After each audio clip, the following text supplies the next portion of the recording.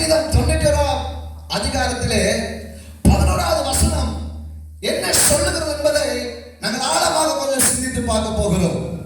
எடுத்து வாசிங்க. சங்கீதம் 91வது சங்கீதத்திலே அங்கே 11வது வசனம் என்ன சொல்லுகிறது என்பதை நாங்கள் ஆழமாக பார்ப்போம். வாசிங்க. எடுத்து, உன் வழிகள் எல்லாம் உன்னை காக்கும்படிக்கு உனக்காக தூதர்களுக்கு கட்டளையிடுகிறார். ஆமென் சொல்லுங்க. ஹல்லேலூயா சொல்லுங்க. உச்சமா கரங்களை தட்டி அவரை மகிமைப்படுத்துங்க. வேதம் தெளிவாக சொல்லுகிறது, உன்னை காக்கும்படிக்கு தன்னுடைய தூதர்களுக்கு என்ன செய்வாரா? கட்டளையிடுவார். தேவன் உண்மையிலே நம்மை எவ்வளவு அன்பு வைத்திருக்கிறார் கொஞ்சம் சிந்தித்து பாருங்க. எவ்வளவு ஆழமான அன்பு வைத்திருக்கிறார். உன்னை காக்கும்படிக்கு, உன்னை நடத்தும்படிக்கு தம்முடைய தூதர்களுக்கு தேவன் கட்டளையிடுவாராக இருந்தால் நாங்கள் தேவனிடம் அன்பு வைத்திருக்கிறோம். எவ்வளவு அன்பு வைத்திருக்கிறோம். சும்மா சொல்லுங்க, ஆண்டவரே உம்மை தவிர எனக்கு இந்த பூமியில யாருமே இல்லப்பா, உம்மை விட்டு எனக்கு ஒருவருமே இல்லை. இன்னைக்கு அநேகர் என்ன செய்கிறோம்டா, மயமான வாழ்க்கை. ஆண்டவரே நான் உண்மை நம்புகிறேன். ஆனா தேவன் உண்மையில வைத்திருக்கிற அன்பு பாருங்க, உன்னை காக்கும்படிக்கு தூதர்களுக்கு என்ன செய்கிறாரா? கட்டளையிட்டு இருக்கிறார். உங்களுக்கு தேவன் மேல அன்பு இருக்குமா இருந்தால் ஓடோடி என்ன செய்வீங்க?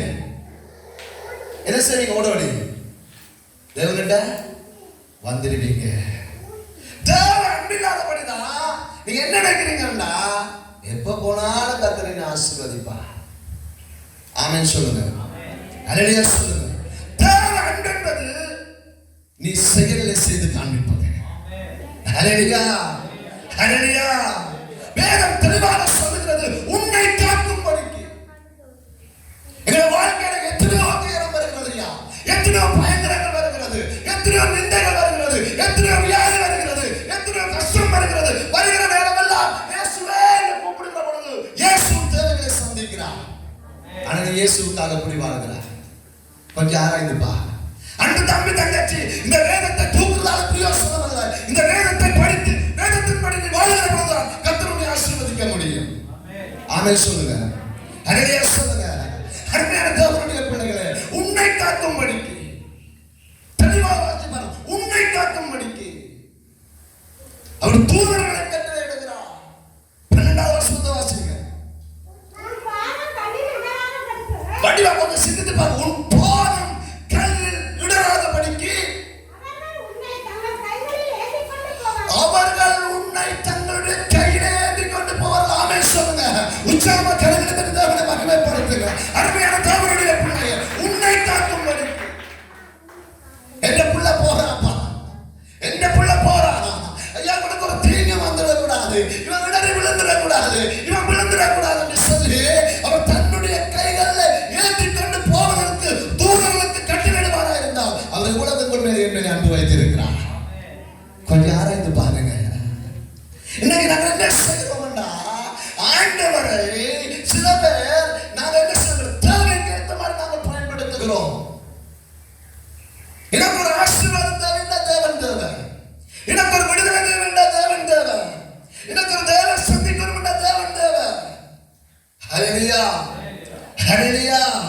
அருமையான தேவனுடைய பிள்ளைகளே, ஆண்டவராகிய இயேசு கிறிஸ்துவை நீ முழுமையாக விசுவாசித்து அவர் மேல் அளவுக்கு அதிகமான அன்பை வைப்பாயா இருந்தால் கர்த்தர் தூதர்களை அனுப்பி உன்னை பாதுகாப்பார். ஆமென் சொல்லுங்க.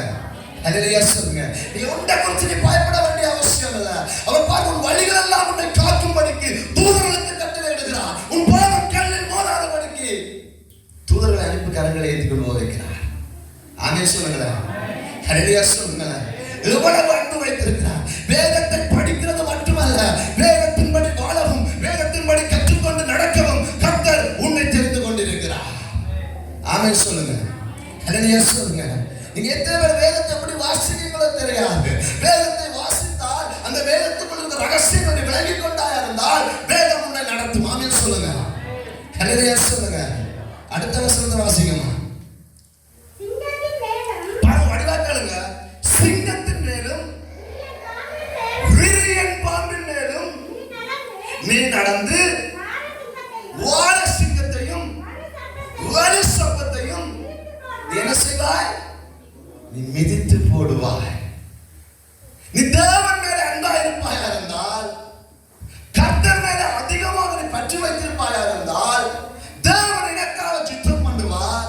கர்த்தர் எனக்கான காரியத்தை தேவன் பார்த்துக் கொள்வார். கர்த்தர் எனக்கான தேவனை சந்திப்பார். அவரை தவிர இந்த பூமியில யாரையும் நம்பல, உண்மை மட்டும்தான் நம்புறேன் நடப்பாயா இருந்தால், உன்னை கொண்டு சிங்கங்களை மிதிப்பார். ஆமென் சொல்லு, ஹல்லேலூயா சொல்லு. உன்னை கொண்டு வாழ சம்பந்த மை சம்பந்த மிதித்து தேவன் இல்லாம ஆக்கி போடுவார். ஆமென் சொல்லுங்க, ஹல்லேலூயா சொல்லுங்க. அருமையான தேவனுடைய பிள்ளைகளே, நீங்க நினைக்காதீங்க ஆண்டவராகிய இயேசு கிறிஸ்து ஒரு சாதாரணமான தெய்வம் அல்ல, இந்த உலகத்தை ஆளுகை செய்கிறவர். ஆமென் சொல்லுங்க, ஹல்லேலூயா சொல்லுங்க. ஐயா, எத்தனை பேர் நீங்க முள்ளிவாய்க்கால இருந்தீங்களோ தெரியாது. முள்ளிவாய்க்கால நான் பார்த்திருக்கிறேன். செல்லு வந்து விழ இயேசுவின் நாமத்தினால வெடிக்காதவங்க எத்தனை வருஷம் வெடிக்காம இருந்திருக்கு. ஆமென் சொல்லுங்க, ஹல்லேலூயா சொல்லுங்க. என் ஆண்டவராகிய இயேசு கிறிஸ்துவின் நாமத்துக்கு பவர் இருக்குமா இருந்தா, நீ என் நாமம் தேடுகிற என் ஆண்டவர் உன்னை சும்மா விடுவார். ஆமென் சொல்லுங்க, ஹல்லேலூயா சொல்லுங்க. அருமையான தேவனுடைய பிள்ளைகளே, இந்த பூமியில யாரையும் நம்பாத, எந்த மனுஷனையும் நம்பாத.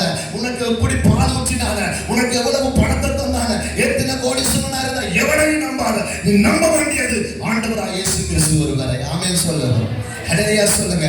அடுத்த வசனத்தை வாசிங்கம்மா, 14வது வசனத்தை.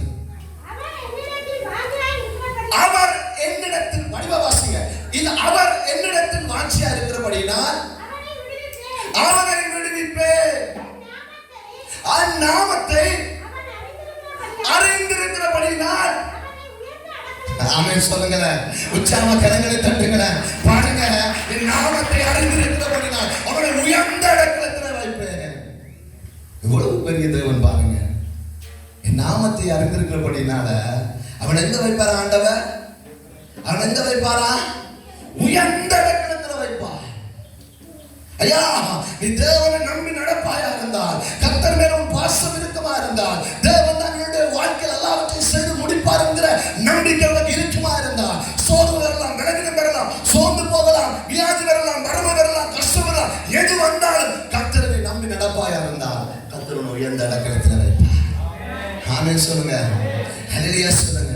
அந்த உயர்ந்த அடைக்கலத்துக்கு போகணுமா இருந்தா பாடுகளை அனுபவிச்சுதான். ஆமென் சொல்லுங்க, ஹல்லேலூயா சொல்லுங்க. ஏனென்றா கர்த்தர் சில பாடுகள் ஊடாக உயர்ந்த அடைக்கலத்துக்கு கொண்டு போவாரா இருந்தால் நீ ஒருபோதும் விழுந்து போக மாட்டாய். ஆமென் சொல்லுங்க. அருமையான தேவனுடைய பிள்ளைகளே, கொஞ்சம் உங்களை நீங்க ஆராய்ந்து பாருங்க. கர்த்தர் எவ்வளவு உங்கள் மேல அன்பு வைத்திருக்கிறார். கர்த்தர் உங்கள் மேல எவ்வளவு பாசம் வைத்திருக்கிறார். கர்த்தர் உங்கள் மேல எவ்வளவு இரக்கம் வைத்திருக்கிறார். எவ்வளவுக்கு எவ்வளவு கர்த்தர் நேசிக்கிறார். எவ்வளவுக்கு எவ்வளவு எங்கள் தேவன் எங்களை நடத்துகிறார் என்பதை கொஞ்சம் ஆராய்ந்து பாருங்க. நீங்கள் நான் தேவன் மேல எப்படி அன்பு வைத்திருக்கிறோம். இல்லையா? அருமையான தேவனுடைய பிள்ளைகளே, உங்களை யாரையும் நான் குற்றம் சாட்டல, யாரையும் நான் குறை சொல்லல. அந்த ஒன்றை சொல்லுகிறேன், நீ தேவன் மேல அன்பு இருக்குமா இருந்தால் நீ என்ன செய்வாய்? இன்றைக்கு பரிசுத்த ஓதினால் இன்றைக்கு சரியாக 9 மணிக்கு ஆராதனை தொடங்கும். நீ சரியாக 8:30க்கெல்லாம் தேவ சமூகத்தில்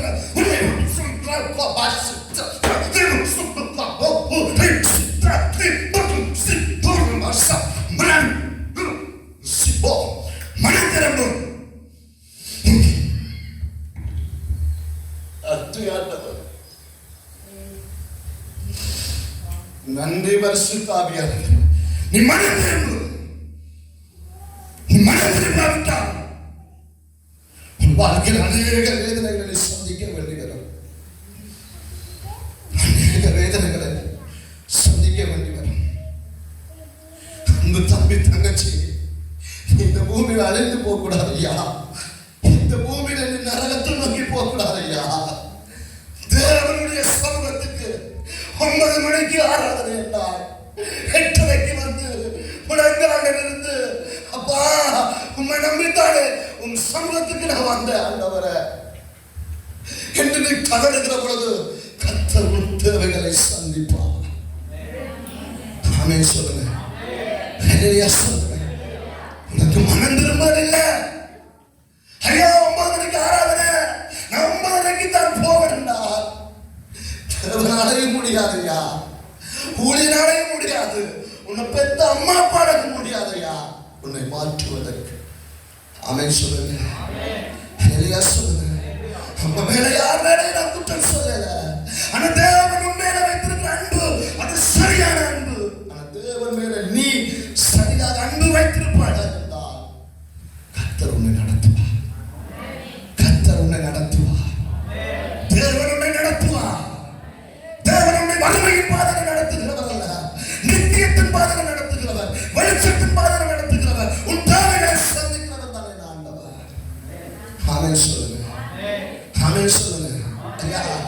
உலக கோடீஸ்வரர்கள் தேவனுடைய சமூகத்துல 8 மணிக்கு ஆராதனை என்றா 5 மணி 5:30 தேவ சமூகத்துல கரங்களை விரித்துக் கொண்டிருக்கிறார்கள். கர்த்தர் நீர்தான் என்னை ஆசீர்வதித்து என்னை ஒரு கோடீஸ்வரனாக மாற்றினீர். இன்று வரைக்கும் எத்தனையோ கோடீஸ்வரர்கள். அருமையான தேவனுடைய பிள்ளைகளே, அனைவருடைய வாழ்க்கையில இன்னைக்கு மாற்றத்தை காணாதபடி, தேவனுடைய ஆசீர்வாதத்தை காணாதபடி, தேவனுடைய நன்மையை காணாதபடி இன்னைக்கு தடையா இருக்கிற காரணம், நீ தேவன் மேலே எப்படி அன்பு வைத்திருக்கிறாய்? உங்களை நீங்களே ஆராய்ந்து பாருங்க. நீங்கள் உங்களை ஆராய்ந்து பாருங்க. அவன்கிட்ட சொல்லுகிறேன், தேவ பரிசுத்த ஓய்வினால் தேவனுக்கு சரியான நேரத்தில் கொடுக்கிற பொழுது கர்த்தர் தேவைகளை சந்திப்பார். ஆமென் சொல்லுங்க. அடுத்த வசனத்தை வாசிங்கம்மா. அவன் என்னை நோக்கி கூப்பிடுவான்,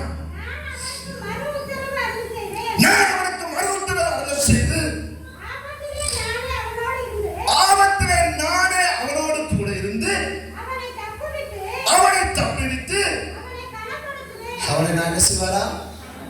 கனப்படுத்துவார். ஆபத்து காலத்தில் அவனோடு நான் கூட இருந்து அவனை நான் தப்புவித்து அவன் என்ன செய்வாரா? எவ்வளவு அருமையான வசனம்.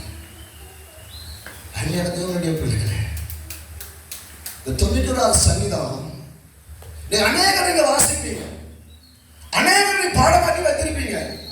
ஆனா 91வது சங்கீதத்துக்குள்ள இருக்கிற ரகசியத்தை நீங்க பிடிப்பீர்களா இருந்தால் கர்த்தர் உங்களுடைய வாழ்க்கையில மாற்றத்தை கொண்டு வருவார். ஆமென் சொல்லுங்க. ஹல்லேலூயா சொல்லுங்க. ஆபத்து காலத்திலே ஐயா உனக்கு வியாதி வரலாம், மரணம் வரலாம், கஷ்டம் வரலாம், அல்லது நேசித்தவனை துன்புறுத்தலாம், உனக்கு விரோதமாக புறாவுடன் பேசலாம், புறா சொல்லலாம், குற்றம் கண்டுபிடிக்கலாம். ஆனா கர்த்தர் உன்னோடு கூட இருந்து உன்னை விடுவித்து உன்னை ஆசீர்வதிப்பார். ஆமென் சொல்லுங்க. ஹல்லேலூயா சொல்லுங்க. ஹல்லேலூயா.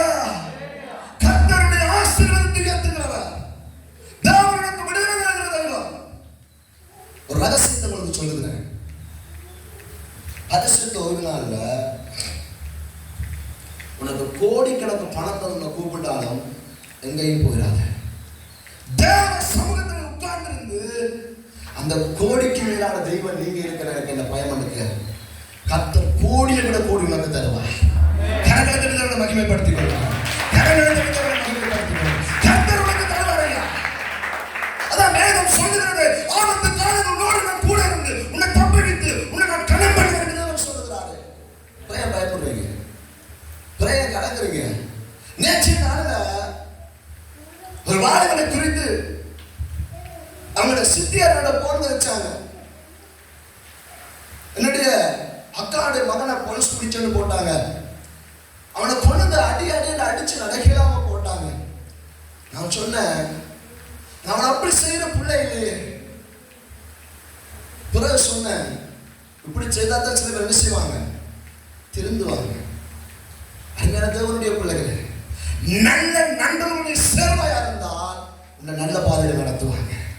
நீ கெட்ட நண்பரோட சேர்வையா இருந்தால் கெட்ட வழியில் நடத்துவாங்க. நல்ல பாதையை காண்பிப்பவர் ஆண்டவராக இயேசு கிறிஸ்து. உன்னை கெட்ட வழியில் கொண்டு போறவன் பொல்லாத பிசாசானவன். ஹல்லேலூயா. அவன் எனக்கு சின்ன நேரத்துக்கு தெரியும் வருவான். ஆனா அவன் எந்த ஒரு கள்ள வருவான், கள்ள பழக்கம் கூட இல்லை. ஆனா கெட்ட நண்பர்களோடு சேர்ந்து அதில் அகப்பட்டு இன்னைக்கு அடித்து அவனை வேதனைப்படுத்தி சிறைச்சாலை இருக்கிற பொழுது எவ்வளவு வேதனைப்பட வேண்டியா இருக்கிறார்.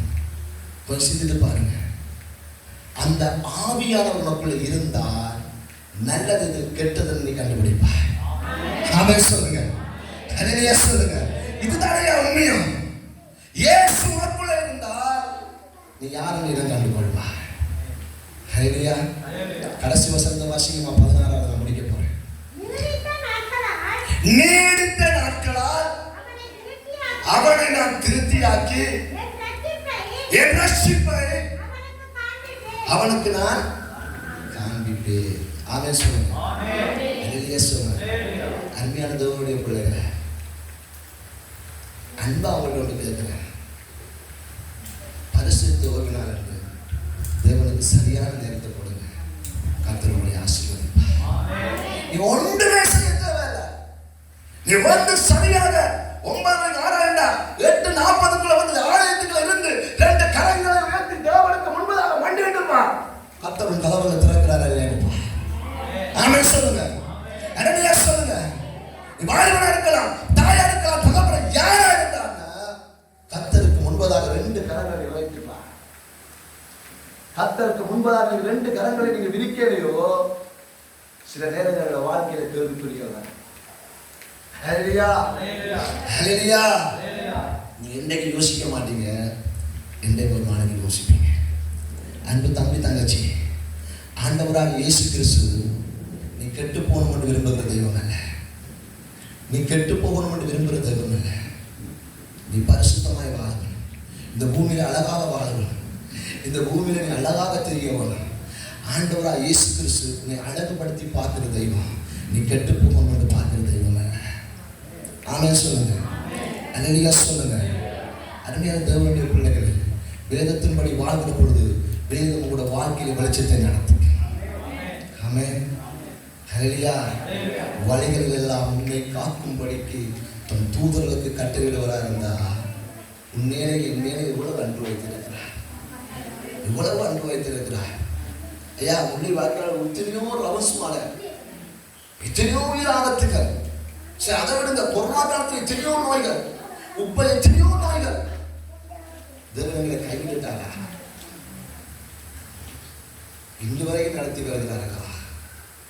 இன்று வரைக்கும் உன்னை தேவன் பாதுகாக்கிறார்களா? அண்ட சொல்லுவேன், உன் விசுவாசம் தேவன் பக்கம் உறுதியா இருக்குமா இருந்தால் கர்த்தர் வாழ்க்கையில் அற்புதம் செய்வார். அங்கே நெஞ்சை மலமோதமா இருந்தால் தேவனால் செய்ய முடியாது. ஆமென் சொல்லுங்க. ஹல்லேலூயா சொல்லுங்க. கர்த்தர் எனக்கு தருவார்னா தருவார். ஹல்லேலூயா. எத்தனை பேர் தேவன் பக்கம் அன்பு வைக்க போறீங்க? எத்தனை பேர் தேவன் பக்கம் அன்பு வைக்க போறீங்க? அப்படி எல்லாரும் நாங்கள் எழுந்து நிற்போம். எல்லாரும் நாங்கள் எழுந்து நிற்போம். எழுந்து பேசுகிற வார்த்தையின்படி முன்பதாக வருகிறவர்கள் முன்பதாக வாங்க. ஆண்டவரை பார்த்து கேளுங்க. இயேசுப்பா, இன்னைக்கு பேசப்பட்ட வார்த்தையின்படி ஆண்டவரே உன் மேல நான் அதிகமாக அன்பு வச்சிருக்கிறேன்ப்பா. இனி நான் சரியாக உமது வேதத்தை படிப்பேன். சரியாக ஆண்டவர்